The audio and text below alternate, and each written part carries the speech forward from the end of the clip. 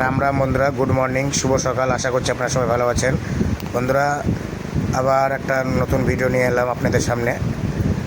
এই ট্রিপটা হবে আমাদের গঙ্গারামপুর থেকে কলকাতা।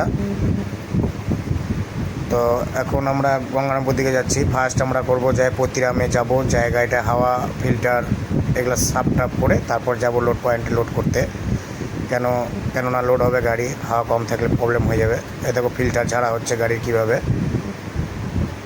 হাওয়া দিয়ে পরিষ্কার করতে হয়। টায়ারে হাওয়া দেওয়া হচ্ছে, কেননা লোড করতে গেলে প্রথমে এগুলো কাজ করে নিতে হয়। এই লোড পয়েন্টে গাড়ি ভিড়াই দিছি, গাড়ি লোড হচ্ছে।